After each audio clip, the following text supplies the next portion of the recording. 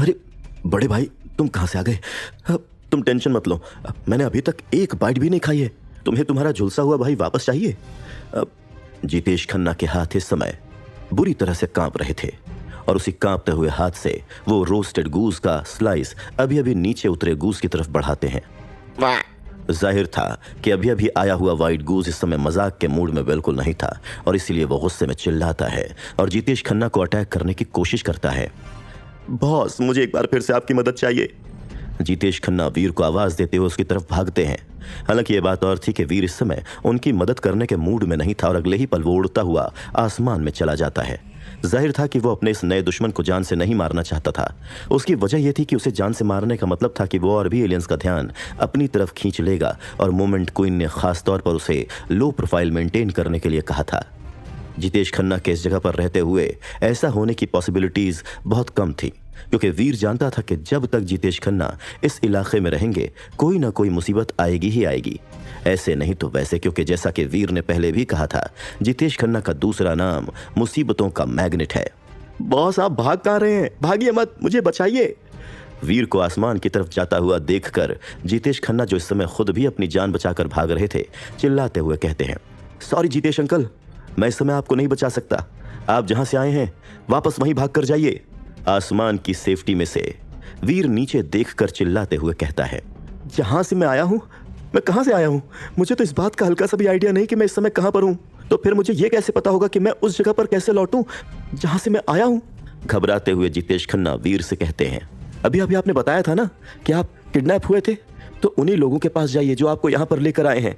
ऐसा ही कीजिए और कोई तरीका ढूंढिए जिससे कि आप इस गूस के गुस्से को उन पर उतार सके। सच पूछो तो जितेश खन्ना को इस जगह से हटाने के साथ साथ वीर उन लोगों को भी देखना चाहता था जिन्होंने जितेश खन्ना को किडनैप किया था। इस तरह की स्ट्रैटेजी काम करेगी? घबराते हुए जितेश खन्ना एक बार फिर से पूछते हैं, आप बस जाइए, बाकी मैं हूं ना यहाँ पर। जितेश खन्ना की बात सुनकर वीर अपने चेहरे पर स्माइल के साथ उनसे कहता है, ठीक है बॉस, आप जैसा कहेंगे मैं वही करूंगा। लेकिन बॉस, अगर मैं बहुत बड़े खतरे में हुआ तो मैं एक बार फिर से आपको मदद के लिए बुलाऊंगा। जितेश खन्ना चिल्लाते हुए वीर से कहते हैं और उस जगह से भागना शुरू कर देते हैं। ऑफ कोर्स वीर जितेश खन्ना को अच्छे खासे डिस्टेंस में भागते हुए देखता है। बिना किसी प्रॉब्लम के जितेश खन्ना उस वाइट गूस को वहां से ले जाते हैं और उनकी अट्रैक्शन और किटिंग स्किल हमेशा की ही तरह कमाल की थी। उन्होंने उस गूस को अपने जितना हो सके उतना करीब भी रखा हुआ था और खुद को किसी भी तरह का नुकसान भी नहीं पहुंचने दिया था।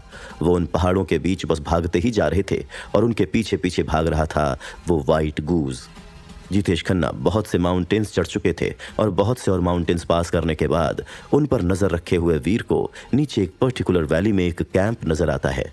उस कैंप में बहुत से टेंट्स मौजूद थे और वीर के अंदाजे के हिसाब से उस कैंप में कम से कम 200 लोग मौजूद थे। लेकिन क्योंकि वहां पर कोई भी फ्लैग या कोई ऐसा कपड़ा नहीं था जिसमें पर्टिकुलर ऑर्गेनाइजेशन का कोई एम्बलम, सिंबल या लोगो हो, इसलिए वीर ये नहीं समझ पा रहा था कि वो लोग कौन हैं। जब जितेश खन्ना कैंप में पहुंचे थे तो वहां पर कोहराम समझ गया था, क्योंकि सभी कैंपर्स अचानक घबराते हुए अपने अपने शेल्टर से बाहर निकल आए थे। वो वाइट गूज बहुत ही ज्यादा पावरफुल था और उस एलियन ने उस कैंप में रहने वालों की जिंदगी बख्शने में बिल्कुल भी दया नहीं दिखाई थी। न जाने कितने लोग मारे गए थे और न जाने कितने लोग घायल हुए थे। वहां पर एक आदमी था जो अपने साथियों को उस वाइट गूस को घेरने के लिए कह रहा था, लेकिन उसे ऑब्जर्व करने के बाद भी वीर ये नहीं बता पा रहा था कि वो लोग कौन हैं। लेकिन वो एक बात के लिए श्योर था कि वो लोग जो कोई भी हैं बहुत ही अच्छी तरह से ट्रेंड हैं और उसी अफरा तफरी के बीच में वो सबॉर्डिनेट्स अपने अपने सुपीरियर्स की कमांड को मानते हुए फोकस करने में कामयाब हो पा रहे थे। उस वाइट गूस के इस तरह से कत्लेआम मचाने के बावजूद एक भी इंसान वहां से भागा नहीं था। ये लोग आखिर हैं कौन? ये है तो काफी अच्छे, लेकिन अगर ये लोग एक सिंगल सुपर एलियन के साथ डील नहीं कर सकते हैं तो फिर ये लोग यहाँ पर आए ही क्यों? अभी वीर इस कंफ्यूजिंग सिचुएशन के बारे में सोच रहा था कि उसे नीचे मौजूद लोगों के साथ कुछ बहुत ही अजीब होता हुआ महसूस होता है।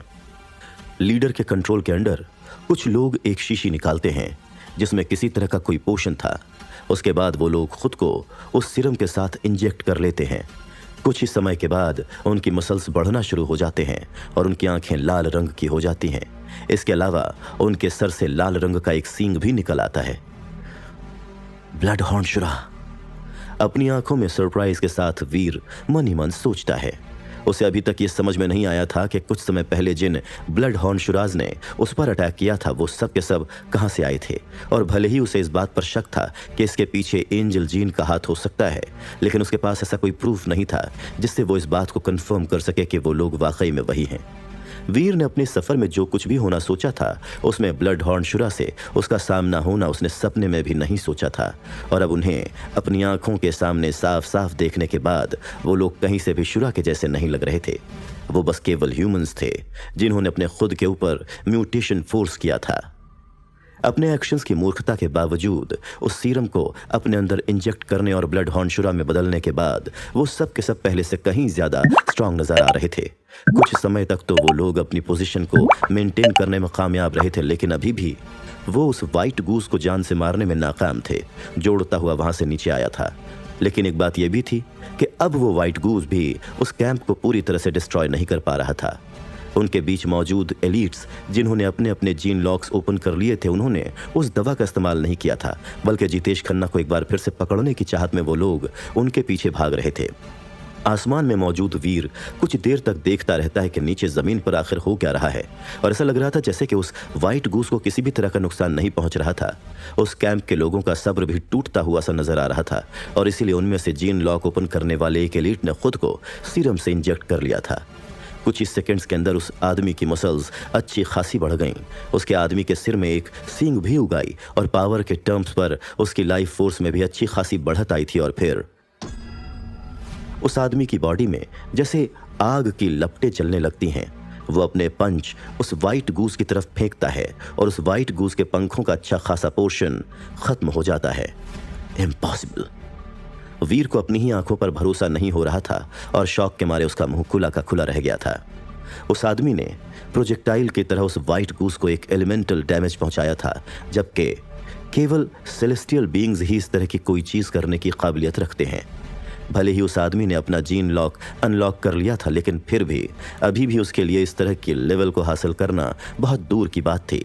तो फिर ऐसे में वो ऐसा कैसे कर पाया जो उसने अभी अभी किया था? यही सवाल इस समय वीर के मन में चल रहा था। आखिर इस दवा में ऐसी भी क्या खास बात है? अपने मन में सरप्राइज के साथ वीर मन ही मन सोच रहा था। हालांकि वो वाइट गूज बहुत बुरी तरह से घायल नहीं हुआ था, लेकिन अब आग की पावर वाले उस इंसान के बाकी के ब्लड हॉर्न शुराज के साथ लड़ाई को ज्वाइन करने के बाद वो अब मुसीबत में फंस गया था।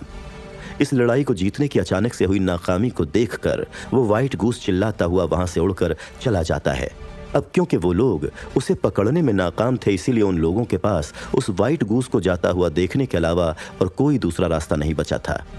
इससे पहले कि वीर पूरी सिचुएशन को समझ पाता, उसे एहसास होता है कि इतनी देर में उसने बस हैरानी और शौक के मारे अपना मुंह खोलकर इस पूरे नज़ारे को होते हुए देखने के बजाय और कुछ भी नहीं किया था। हालांकि इन लोगों को मारना बहुत ज़्यादा मुश्किल नहीं था, लेकिन ये पूरा का पूरा फैक्ट कि वो सब अपनी मर्जी से खुद को ब्लड हॉर्न शुरा में बदलने के लिए तैयार थे, इस चीज़ ने वीर को बहुत ज़्यादा डरा दिया था। लेकिन इससे पहले कि वीर कुछ कर सके, जैसा कि उन्हें जान से मारना, वो जानता था कि उसे पहले उनसे रिलेटेड अच्छी खासी इन्फॉर्मेशन कलेक्ट करनी होगी और उनके बारे में और ज़्यादा पता लगाना होगा।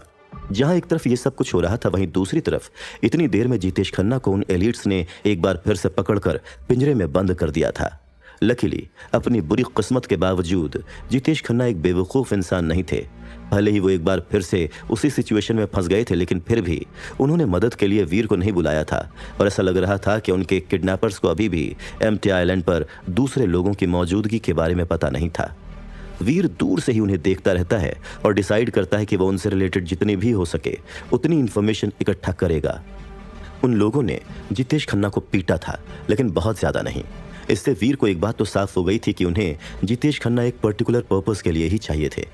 सुपर एलियन का उनकी तरफ अट्रैक्शन और उसके बाद जो मुसीबतें आईं, उसके बावजूद उन लोगों ने जितेश खन्ना को बस लॉक किया था और उन्हें जान से मारा नहीं था।